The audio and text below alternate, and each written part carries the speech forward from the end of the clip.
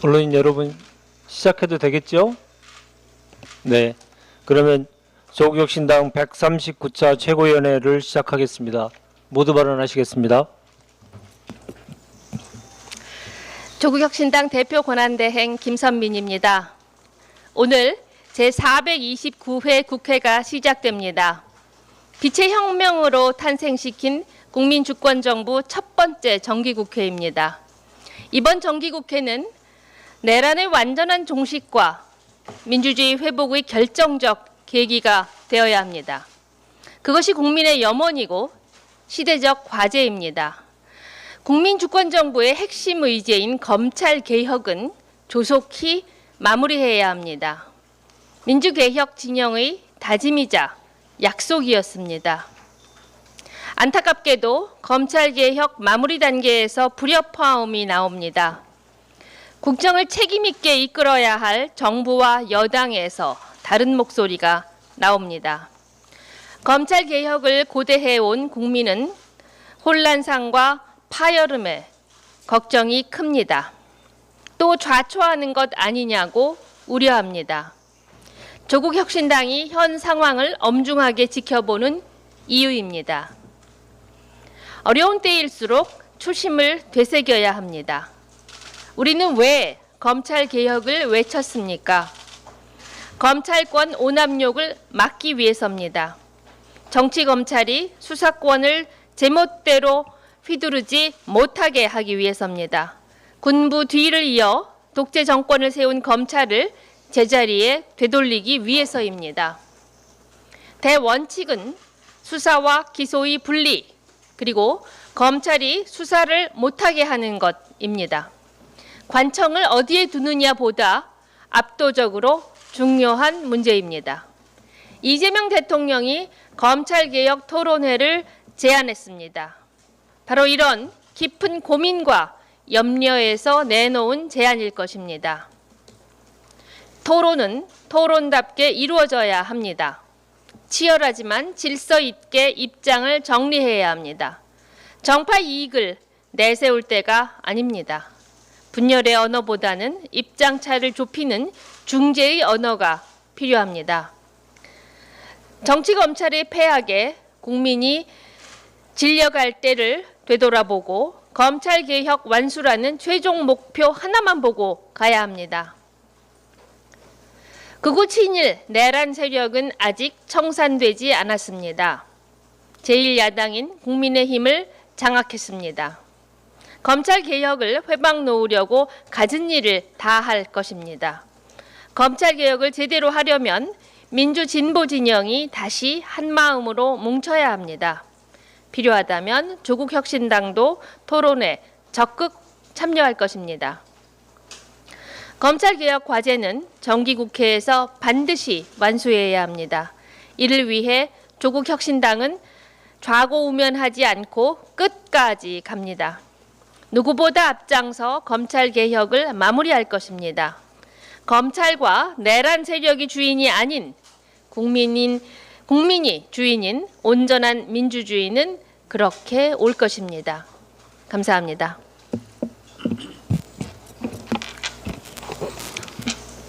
예, 새 얼굴이 오셨는데 대표 권한대행님이 말씀을 안 하셔서 조국 혁신정책위원 원장님 환영합니다.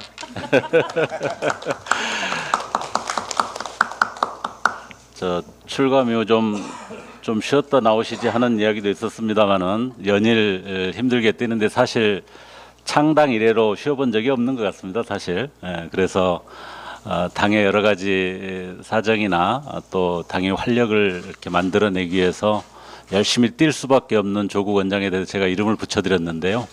우리 당의 저 양관식인 조관식 씨라고 이름을 붙여드렸습니다.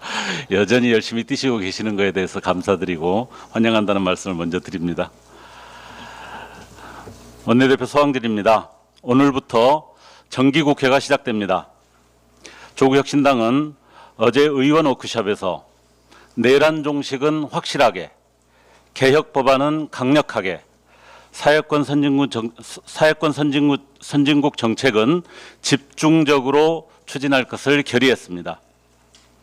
확실한 내란 종식을 위해 반원특위법 제정과 공공기관의 운영에 관한 법률 개정을 통해 특검이 대처하기 어려운 사회 곳곳의 내란 세력을 철저히 조사하고 그 근원을 해체할 것입니다. 검찰개혁 6법의 최우선 통과와 강력한 사법개혁 방안을 추진하겠습니다. 특히 검찰개혁과 관련해서는 민주당과 정부 간 이견이 노출되는 상황을 우려하며 수사와 기소를 분리하는 정부조직법이 계획대로 9월 내 처리될 수 있도록 필요한 공론화 과정에 적극 참여할 것입니다. 민주당, 조국혁신당 등 개혁 정당이 국민께 약속한 정치개혁 법안도 반드시 이행되도록 하겠습니다. 주거, 돌봄, 노동 건강 등 사회권 선진국을 위한 입법은 조국혁신당 2.0의 새로운 깃발이 될 것입니다. 조국혁신당의 최우선 행동은 내란을 동조, 옹호, 비호한 이른바 내란 데몬 국민의힘과 극우 내란 세력에 대한 강력한 심판과 해체입니다. 조국혁신당 12명의 의원이 내란 데몬 헌터스가 되어 앞장서겠습니다.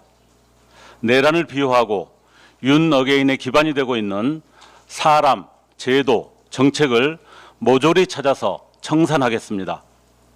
오늘 국민의힘이 정기국회 개원식에 상복 차림으로 참석한다고 합니다.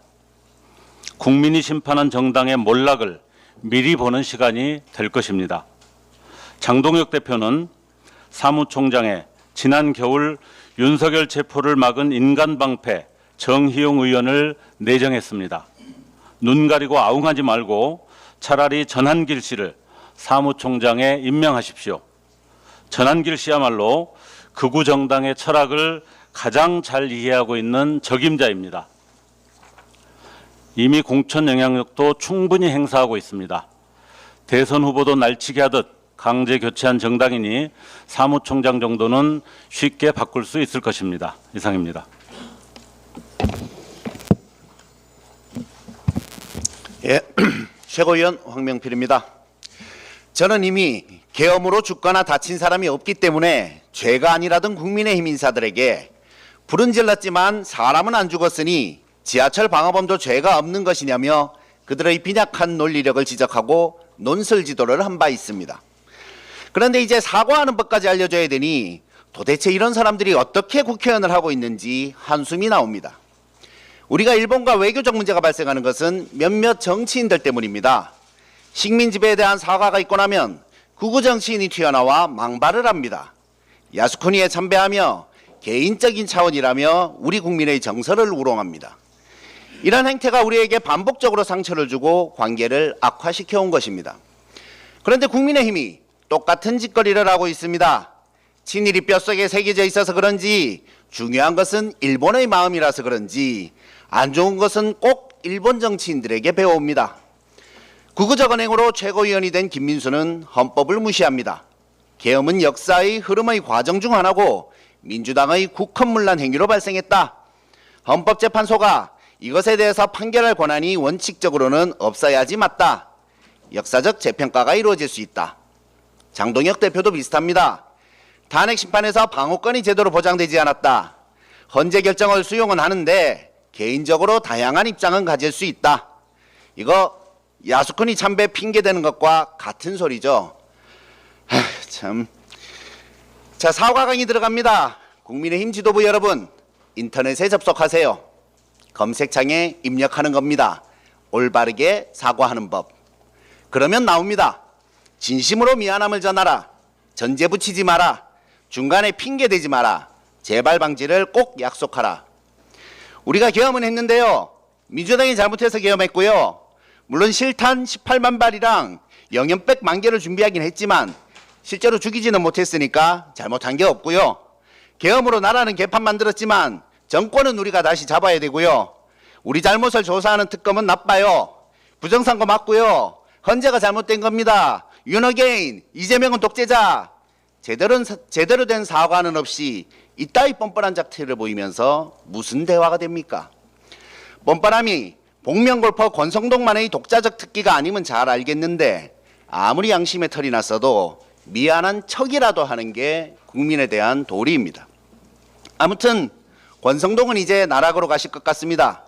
현금 다발 사진이 있고 오늘 드린 것은 작지만 후보님을 위해 유용하게 써달라는 문자도 나왔죠. 1억이 작다고 하니 서민 입장에서 갑자기 짜증이 확 치솟는데 어쨌든 인생의 좋은 경험이라 생각하고 수감생활 열심히 하시기 바랍니다. 이미 국민의힘에서도 손을 놓은 것 같고요. 불체포 특권을 포기한 당당한 권성동 의원의 뜻을 존중한다. 듣기에 참 멋진 말 아닙니까? 사실 장동혁 대표가 1.5선이라서 중진들이 많으면 부담스럽죠. 빨리빨리 똥차들을 치워야 정치하기가 편할 겁니다. 다음엔 누가 제거될지 궁금하군요. 국민의힘 의원들 긴장하시고요. 정치가 참 냉혹하다는 것을 다시금 느낍니다. 국민의힘이 헛짓을 하고 있어도 조국혁신당과 이재명 정부는 할 일을 해나가고 있습니다. 다만 라임색 민방위복과 청록색 민방위복이 같이 있는 것을 보니 씁쓸한 생각이 들었습니다. 멀쩡한 민방위복을 바꾸라고 지시한 윤석열, 왜 색깔이 바뀌며 가격이 2배나 올랐을까요? 국민의힘이 집권하면 늘 이런 것에 세금을 낭비하는데 그 와중에 이익을 보는 것이 누구일까요? 우리 조국 혁신정책연구원장께서 다음 총선에서 국민의힘 의석수를 절반 이하로 낮춰야 한다고 하신 여러 이유 중 하나가 여기에 있음을 국민들께서는 잘 살펴보시길 부탁드립니다. 제밥에만 관심 많은 국민의힘은 해산되고 그 잔당들은 다음 선거에서 폭망해야 합니다. 그것이 국민의 세금을 절약하는 길입니다. 토지과세의 정상화로 불평등 해소와 자본시장 머니무브 이끌겠습니다. 최고위원 차기권입니다. 오늘부터 정기국회가 시작됩니다. 이번 정기국회에서 저는 우리 사회의 고질적인 문제인 부동산 문제, 그 원인과 해법을 본격적으로 다루고자 합니다. 그 첫걸음으로 이번 주 종합부동산세법 일부 개정 법률안을 발의합니다. 그동안 종부세의 주택분 과세는 여러 차례 논란과 개정을 거쳤지만 토지부는 상대적으로 비중 있게 다루지 못했습니다. 그러나 우리나라 부동산 불평등 문제의 핵심은 바로 토지에 있습니다. 이번 개정안은 토지 과세를 강화하면서도 합리적인 틀을 마련하는 데 중점을 두었습니다. 과세 표준을 낮추어 더 많은 토지가 과세 대상에 포함되도록 하고 세율을 조정해 보유 규모가 클수록 더 큰 책임을 지도록 했습니다. 또한 이미 납부한 재산세를 종부세에서 공제하도록 명확히 규정하여 이중 과세 우려를 해소했습니다. 종합부동산세는 세입이 전부 전액 지방으로 배분됩니다. 따라서 지역 재정을 확충하고 지역 간 격차를 줄이기 위해 종부세 토지분을 정상화할 필요가 있습니다. 특히 최근 지자체들이 재정난을 호소하는 현실을 감안하면 과세 기반을 강화하는 일은 더 이상 미룰 수 없습니다.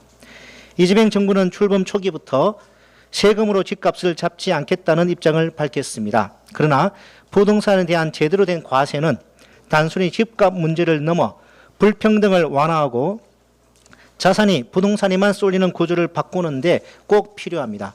조국신당은 토지에 대한 과세 정상화를 시작으로 주택분까지 단계적으로 과세를 확대하는 로드맵을 마련해 나가겠습니다. 이를 통해 장기적으로는 부동산 시장의 안정을 이루는 동시에 부동산에 과도하게 묶여있는 자산을 자본시장으로 이동시키는 흐름을 만들어야 합니다.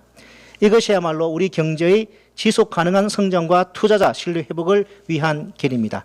이번 정기국회에서 종부세 토지분 과세 정상화 법안이 반드시 통과될 수 있도록 최선을 다하겠습니다. 감사합니다. 최고위원 이혜민입니다. 박찬욱 감독의 영화 어쩔 수가 없다가 제82회 베니스 국제영화제 경쟁부문 초청작으로 상영된 뒤 기립박수를 받았습니다. 박찬욱 감독님께 진심으로 축하 인사를 전합니다. 영화는 현대 자본주의 사회의 고용 불안정에 대한 공포를 블랙 코미디로 풀어냈습니다. 국제무대에서 어쩔 수가 없다에 이어진 호평은 고용 불안정이 전 세계가 공감하는 위협임을 보여주고 있습니다. 그리고 지금 AI가 보편적으로 활용되면서 그 위협은 영화가 아니라 현실이 되어가고 있습니다. 스탠포드 대학교 연구진은 생성형 AI가 실제로 청년 일자리를 대체했음을 처음으로 입증했습니다. 특히 22세에서 25세 소프트웨어 개발자의 고용 규모는 2022년 말 대비 올해 7월 약 20% 줄어들었습니다. 같은 시기 30세 이상 연령대의 고용은 늘어난 것과 극명히 대비됩니다. AI 시대 경험은 살아남았고 젊은 세대의 진입 기회는 사라집니다. 이 변화는 특정 직업군에 국한되지 않았습니다. 사무직 안내원, 병원 리셉션, 고객센터 상담원, 초임 변호사 등 수많은 일자리가 생성형 AI에 의해 빠르게 재편되고 있습니다. MIT가 발표한 AI 보고서에 따르면 LLM을 구독하는 기업은 40%에 불과하지만 직원의 90%가 직접 비용을 부담하면서까지 업무에 AI를 활용하고 있습니다. 챗GPT 이후 등장한 불과 3년 만에 AI가 현장의 업무 방식을 송두리째 바꾸고 있다는 뜻입니다. 국가가 이 상황을 그냥 두면 어떤 결과가 올까요? 조금 극단적으로 상상해 봅시다. 경험 축적을 할 수 없는 청년 세대는 소비와 경제 활동에서 이탈하고 사회의 구매력이 줄어들어 결국 기업의 성장과 존속 자체도 위협받게 됩니다. 동시에 나라의 세수는 줄어들게 됩니다. AI 기술 혁신이 모두의 번영이 아니라 모두의 불안으로 귀결될 수 있다는 우려는 이미 현실화되기 시작했습니다. 그래서 지금 기술 발전이 초래할 구조적 충격에 대한 사회적 대비를 시작해야 합니다. 제도적 장치를 마련해 준비된 상태로 AI 시대를 맞이해야 합니다. 과학기술 발전의 결과를 모두가 향유할 수 있는 사회, 조국혁신당이 디지털권을 제시하는 이유입니다.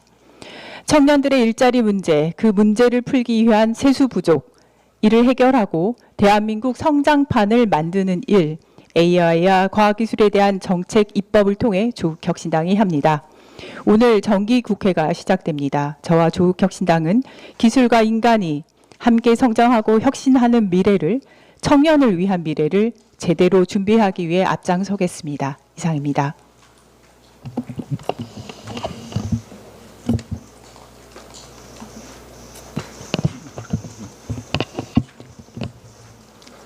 반갑습니다. 조국혁신당 혁신정책연구원장 조국입니다. 먼저 조국혁신당 당원 동지 여러분들께 감사의 말씀을 드립니다. 윤석열 정권 조기 종식이라는 총선 공약을 완수해 주시고 이재명 후보와 함께 정권 교체를 이루어 주셔서 감사드립니다. 그간 당을 이끌어 주신 김선민 대표 권한대행님을 비롯한 최고위원님들께도 감사드립니다. 당에서 저에게 혁신정책연구원장의 중책을 맡겨주셨습니다. 부족한 점이 많지만 소임을 다하겠습니다. 조국혁신당의 최우선 과제는 이재명 정부의 성공을 뒷받침하는 일입니다. 윤석열은 격퇴되었지만 윤석열의 기반이었던 극우 세력은 건재합니다. 사회 곳곳에서 반격을 도모하고 있습니다. 민주공화국에 극우 세력과 극우 정당이 존재해서는 안 된다는 점은 자명합니다. 우리는 극우 본당, 국민의힘을 깨부수는 망치선이 되어야 합니다. 또한 우리는 윤석열 이후의 세상에 대해 답해야 합니다. 윤석열과 김건희는 법적 처벌을 피할 수 없습니다. 현재 논란이 있는 검찰개혁은 국민이 원하는 방향으로 마무리될 것입니다. 조국혁신당은 한 걸음 더 나아가야 합니다. 그날 하루의 날씨가 아니라 시대의 기후를 읽는 정당으로 진화해야 합니다. 사회 불평등의 벽을 깨는 망치질도 해야 합니다. 개혁 5당의 연대를 강화하는 역할도 막중합니다. 저도 망치선의 선원이 되어 힘을 보태겠습니다. 혁신정책연구원장으로서 저는 영어 생활 동안 줄곧 고민하고 구상해온 조국혁신당 리부트를 추진하겠습니다. 첫째, 민생개혁, 정치개혁, 인권개혁, 3대 개혁의 구체적 상을 만들고 국민과 함께 추진하겠습니다. 둘째, 3대 개혁의 비전에 맞게 조국혁신당의 내실을 강화하고 외연을 확장하는 작업도 진행하겠습니다. 셋째, 싱크탱크에 머물지 않겠습니다. 민주 진보 진영의 담론과 집단지성을 하나로 연결하는 링크탱크가 되겠습니다. 창당의 초심으로 돌아가 조국혁신당을 리부트하겠습니다. 천천히 그러나 서두르겠습니다. 일희일비하지 않고 뚜벅뚜벅 가겠습니다. 리부트된 조국혁신당으로 찾아뵙겠습니다. 감사합니다. 네, 이상으로 139차 최고위원회를 마치겠습니다. 고맙습니다.